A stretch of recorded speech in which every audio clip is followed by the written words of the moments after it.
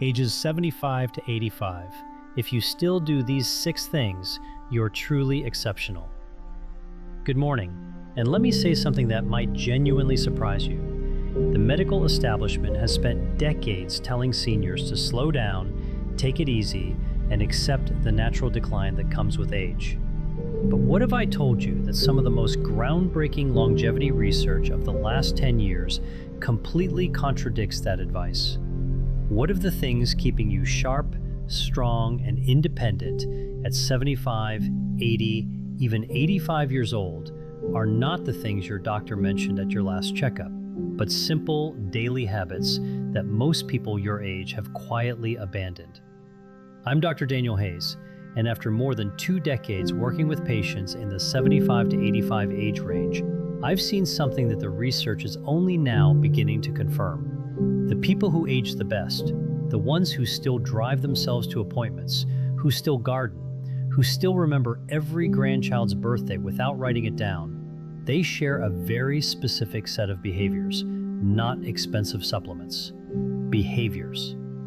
A landmark study published by the Stanford Center on Longevity followed over 4,200 adults between the ages of 70 and 90 for a period of 12 years. What they found was striking.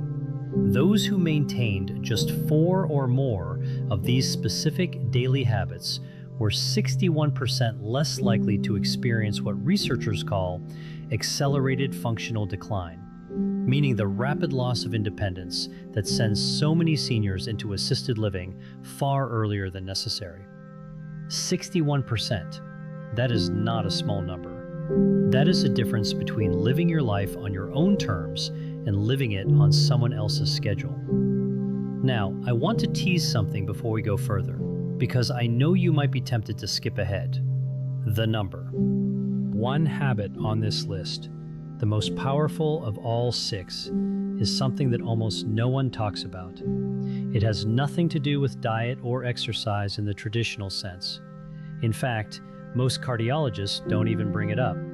But the research coming out of institutions like Johns Hopkins and the University of Edinburgh suggests it may be the single greatest predictor of cognitive and physical independence after age 75. So please, stay with me until the end, because that one could genuinely change how you approach the rest of your life. But before we dive into the list, I want to ask you something personally. Drop your age in the comments below, whether you're 68, 74, 81, or somewhere else entirely, and tell me which of these habits do you think you already have. I read every single comment on this channel, everyone. This community means everything to me, and your story matters. So leave it down there, and let's have a real conversation. Now, let's count down from number 6 to number 1, starting with something that sounds almost too simple to be life-changing, but the science behind it is anything but simple. Number 6, drinking water strategically, not just casually. Here is what most people get wrong about hydration after 75. They think it works the same way it did at 45. It absolutely does not. After the age of 70, your kidneys lose approximately 40% of their filtering efficiency.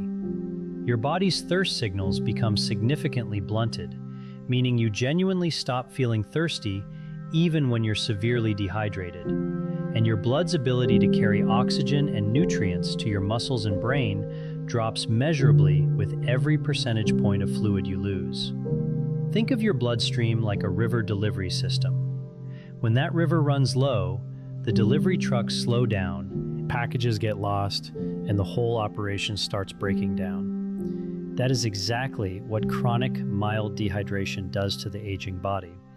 Research from the European Journal of Nutrition involving 3,500 adults over the age of 70 found that those who maintain consistent daily hydration above 1.8 liters showed a 38% lower rate of urinary tract infections, a 29% reduction in falls because dehydration dramatically impairs balance and reaction time, and significantly better scores on short-term memory tests. The brain is approximately 75% water. Even a 2% drop in hydration causes measurable cognitive impairment at any age. But after 75, that effect is amplified because your brain's compensatory mechanisms are already working harder just to maintain baseline function. Here is the key that makes this a habit for truly exceptional seniors. They don't just drink water when they remember. They drink 12 to 16 ounces first thing in the morning, before coffee, before breakfast, before anything else. This is because the body loses fluid overnight through breathing and minor perspiration. And after 75, your overnight fluid deficit is typically 30% higher than it was in midlife. Then they drink a small glass with every meal and one mid-afternoon. The synergy tip here is critical. Pair your morning water with a small amount of sodium, not table salt, but a pinch of high-quality sea salt or an electrolyte tablet. Because after 75, your kidneys have more difficulty retaining sodium, and without it, plain water passes through your system without being fully absorbed into your cells where it's actually needed. Margaret, 81 years old from Boise, Idaho, came to see me complaining of afternoon brain fog, dizziness when standing, and what she described as feeling like my thinking was wrapped in cotton. She was not dehydrated in any dramatic sense. She was chronically, mildly underhydrated. We made one change: strategic hydration, timed correctly, with a small electrolyte addition in the morning. 6 weeks later, she told me it felt like someone had cleaned the windows of her mind.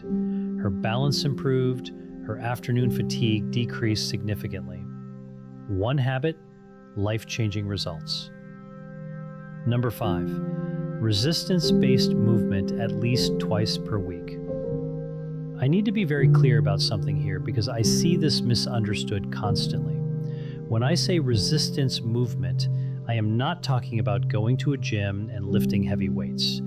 I am talking about any movement that asks your muscles to work against a force. Whether that's a resistance band, a light dumbbell, a wall push-up, or even carrying groceries with intention. The distinction matters enormously after 75 because of a process called anabolic resistance. Let me explain what that means.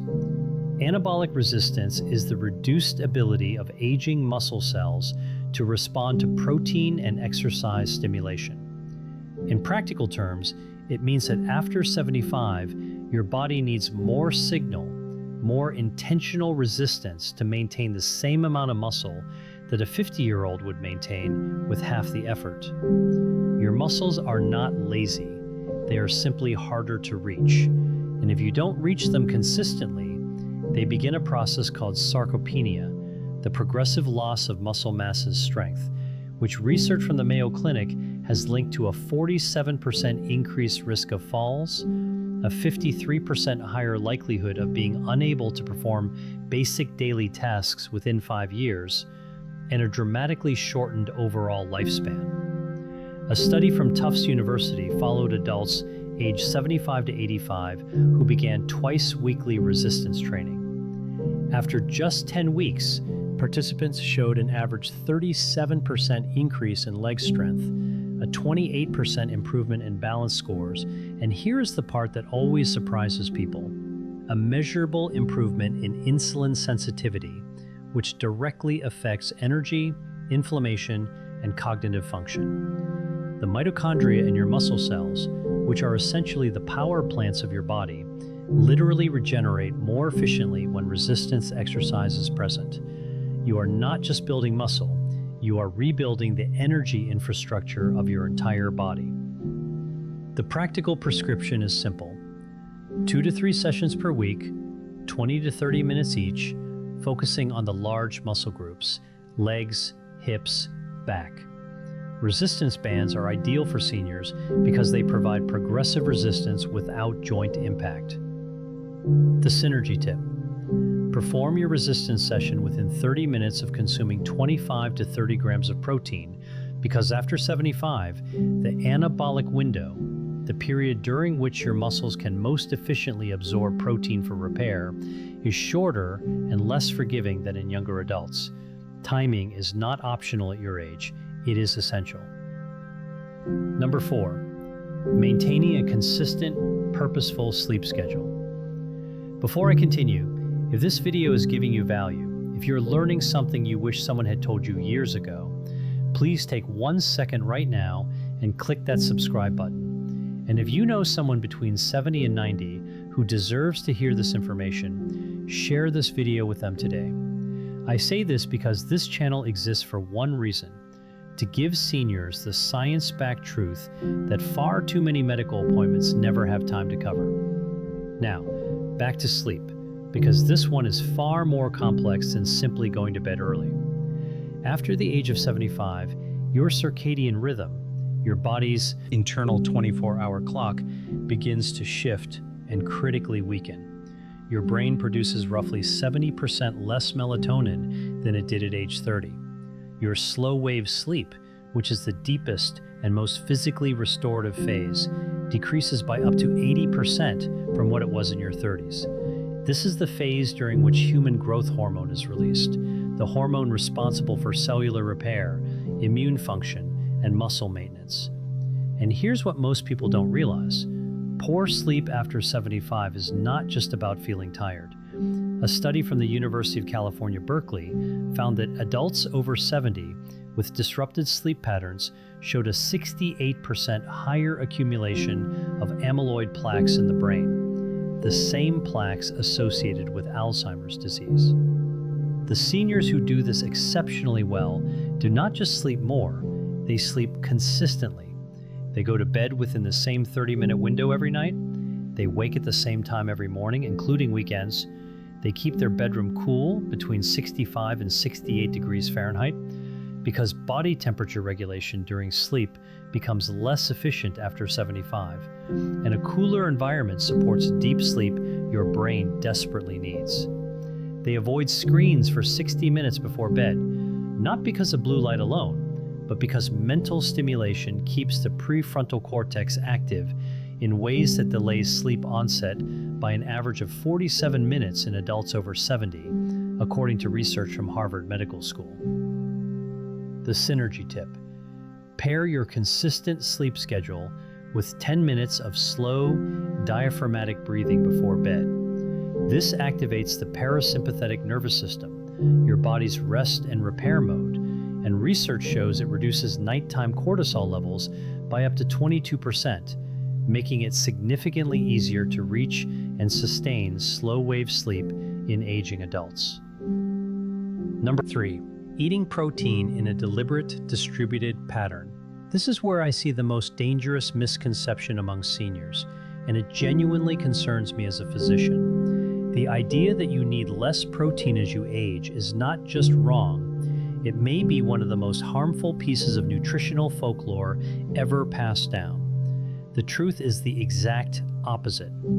After 75, due to the anabolic resistance I mentioned earlier, your body actually requires 50 to 75% more dietary protein per pound of body weight than a healthy 30-year-old to achieve the same muscle maintenance effect. Yet most seniors I see are eating half the protein they need, often because appetite decreases with age and high carbohydrate foods feel easier to prepare and consume. Research published in the American Journal of Clinical Nutrition involving over 2,700 adults aged 70 to 85 found that those who consumed at least 1.2 grams of protein per kilogram of body weight daily, distributed across 3 or more meals, maintained significantly more muscle mass, had 41% lower rates of hospitalization due to fall-related injuries, and showed markedly better immune response to common infections like influenza and pneumonia. Think of protein like the bricks your body uses to rebuild itself overnight. Every night, while you sleep, your body tears down old, damaged tissue and replaces it with new. Without enough bricks, without enough protein, the reconstruction is incomplete. Over months and years, the structural deficit becomes catastrophic. The practical approach is this: aim for 25 to 35 grams of protein at each of your 3 main meals. This is approximately 4 to 5 ounces of chicken, fish, eggs, Greek yogurt, or legumes per meal. The reason distribution matters so much after 75 is that aging muscles can only utilize approximately 35 to 40 grams of protein per sitting for synthesis. Beyond that, the excess is oxidized for energy rather than used for repair. Spreading it out makes every gram count. James, 78 years old from Scottsdale, Arizona, came to me after his daughter noticed he'd lost nearly 18 pounds of what his previous doctor had called normal age-related weight loss. It was not normal. He was losing muscle, not fat, and his grip strength, a powerful predictor of longevity in older adults, had dropped to the bottom 15th percentile for his age group. We restructured his meals around deliberate protein intake. 12 weeks later, he had regained 11 pounds of lean mass, his grip strength was back in the 60th percentile, and he told me with unmistakable pride that he had carried all of his own groceries from the car for the first time in 2 years. The synergy tip: pair your protein meals with a small amount of vitamin C, an orange, some bell pepper, a splash of lemon juice, because vitamin C is essential for collagen synthesis, which works in tandem with dietary protein to maintain not just muscle, but the connective tissue, joint cartilage, and skin integrity that collectively determine how well your body holds itself together after 75. Number 2, daily intentional social engagement. I told you earlier in this video that one of the top 2 items would surprise you. This is the one that surprises most people because it sounds too soft, too emotional to be a medical recommendation. But I want to be absolutely clear. The research on social engagement and longevity in adults over 75 is not soft. It is some of the hardest, most replicable science in modern gerontology. A study from Brigham Young University, analyzing data from over 300,000 adults across multiple decades, found that social isolation carried a mortality risk equivalent to smoking 15 cigarettes per day. Let me say that again. Being chronically socially isolated is as dangerous to your lifespan as smoking 15 cigarettes every single day. For adults over 75, the National Institute on Aging has found that loneliness accelerates cognitive decline by up to 64%, increases the risk of dementia by 41%, and dramatically elevates inflammatory markers in the blood, specifically interleukin-6 and C-reactive protein, that directly damage cardiovascular tissue, immune function, and neural connectivity. Here is the physiological reason this works at such a deep level. Meaningful social interaction, not passive screen time, not watching television in the same room as someone, but actual engaged human connection triggers the release of oxytocin, which suppresses cortisol, reduces inflammation, and activates the prefrontal cortex in ways that keep neural pathways dense and active. Think of your social brain like a muscle. The neurons that fire during genuine conversation, shared laughter, debate, and emotional connection are the same neurons that maintain your memory, your decision-making, and your sense of self. When those neurons go quiet for weeks at a time, they begin to prune. And after 75, neuroplasticity, your brain's ability to form new connections, has already decreased significantly, making unused pathways far harder to restore. The prescription here is not complicated, but it must be intentional. Aim for at least one meaningful in-person social interaction every single day. A phone call counts if it's genuinely engaged. A community group, a faith gathering, a walking partner, a regular lunch with a neighbor. What does not count in terms of the neurological benefit is passive social presence. You must be actively thinking, responding, laughing, disagreeing, sharing. That engagement is the stimulus that keeps your brain structurally intact. Dorothy, 83 years old from Charleston, South Carolina, lost her husband of 54 years and withdrew almost completely from social life. Her daughter brought her to see me 8 months later. Cognitively, she had declined measurably on standard assessments in less than a year. We didn't change her medications. We built her a social schedule, a weekly book club, a daily 20-minute phone call with a rotating list of friends and family, and a twice-weekly volunteer shift at her local library. 8 months after that, her cognitive scores had returned to near baseline. Her inflammation markers had dropped. Her daughter told me she seemed like herself again. Social engagement is not a luxury at 75 and beyond. It is a biological necessity. The synergy tip: pair your social engagement with physical movement whenever possible. A walk with a friend, a gentle exercise class with others, gardening with a neighbor. Research from the University of British Columbia shows that combining social interaction with even light physical activity produces a synergistic effect on BDNF, brain-derived neurotrophic factor, that is significantly greater than either behavior alone. BDNF is essentially fertilizer for your brain cells. You want as much of it as possible.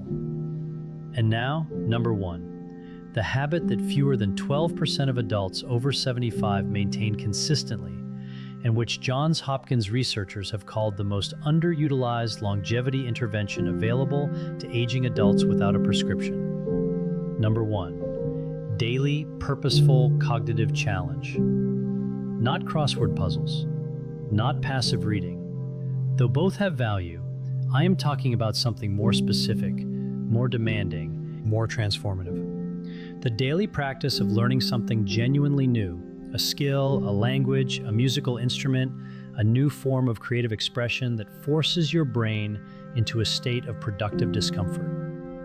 Here is why this is number 1. After the age of 75, your brain begins to preferentially rely on established neural pathways. It becomes extraordinarily efficient at doing familiar things and extraordinarily reluctant to build new ones. This is not a character flaw. It is a survival mechanism, an aging brain conserving metabolic energy by favoring the familiar. But here's the problem. This preference for the familiar is also the mechanism by which cognitive reserve is depleted. Cognitive reserve is the brain's resilience buffer, its ability to compensate for age-related structural changes and still function at a high level. Think of it like the RAM in a computer. The more cognitive reserve you have, the more damage your brain can absorb before you start experiencing symptoms of decline. Research from the University of Edinburgh's Lothian Birth Cohort study, following over 1,000 adults from their 70s into their late 80s, found that those who engaged in novel, challenging cognitive activities for at least 30 minutes per day showed a 47% slower rate of brain atrophy on MRI scans, maintained significantly better processing speed and episodic memory, and were 38% less likely to receive a dementia diagnosis over the following decade. A separate study from the Rush Memory and Aging Project found that seniors who described their daily lives as intellectually engaging showed brain function equivalent to adults 10 years younger on standardized neurological assessments. The mechanism is neuroplasticity, your brain's ability to reorganize itself by forming new neural connections. While neuroplasticity does decline with age, it never disappears entirely.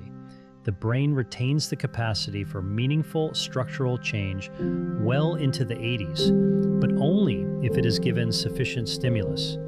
Novel learning is that stimulus. Learning a new language activates 5 distinct regions of the brain simultaneously and has been shown in studies from the American Academy of Neurology to delay dementia onset by an average of 4.5 years. Learning a musical instrument engages fine motor control, auditory processing, memory, and emotional regulation in a coordinated way that no other activity replicates. Even learning to cook a new cuisine from scratch, because it requires reading, sequencing, sensory attention, and motor skill, provides meaningful cognitive challenge. The practical approach. Choose one genuinely new skill every 3 to 4 months and spend at least 20 to 30 minutes per day actively learning it. The key word is actively. Watching someone else play guitar on YouTube is not learning guitar. Sitting with an instrument in your hands and struggling through a chord progression is.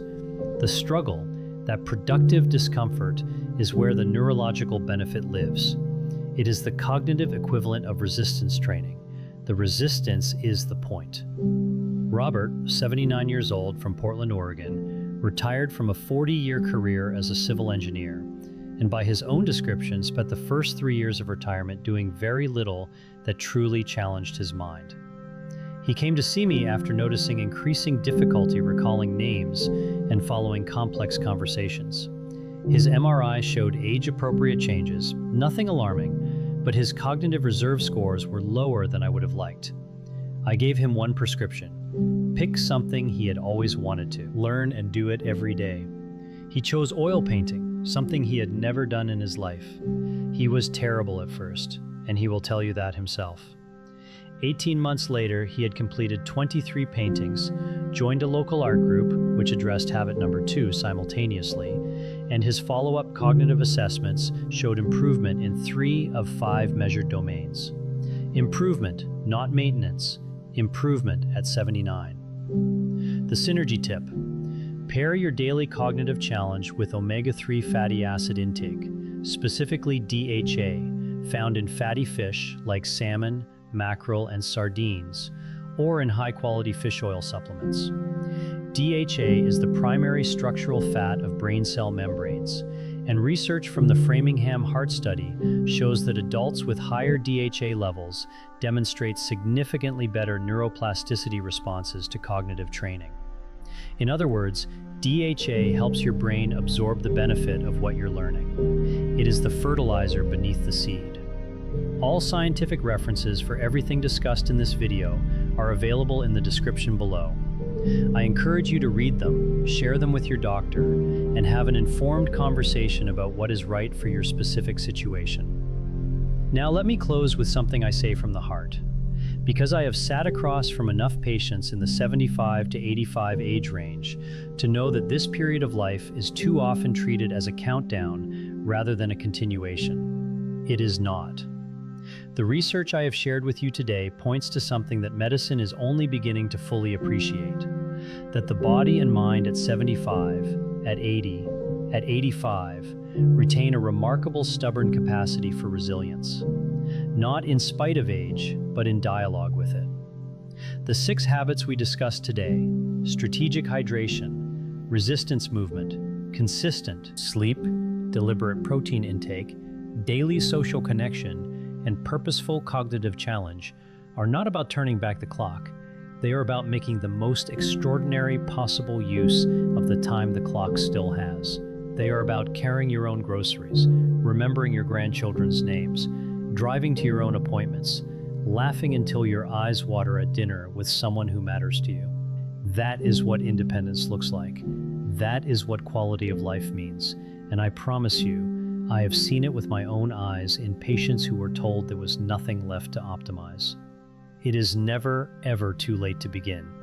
If you're not subscribed to this channel yet, please do that right now. Every week, I bring you research-backed, senior-specific health information that I genuinely believe can add years of quality to your life. Click subscribe and make sure the notification bell is on so you never miss a video. And now I want to hear from you. Leave your age in the comments and tell me which of these 6 habits do you feel strongest in right now, and which one do you want to build? I will be reading every response. This community is one of the most engaged and thoughtful I have ever been part of, and that is entirely because of you. I'll see you in the next one. Take good care of yourself because you are worth the effort.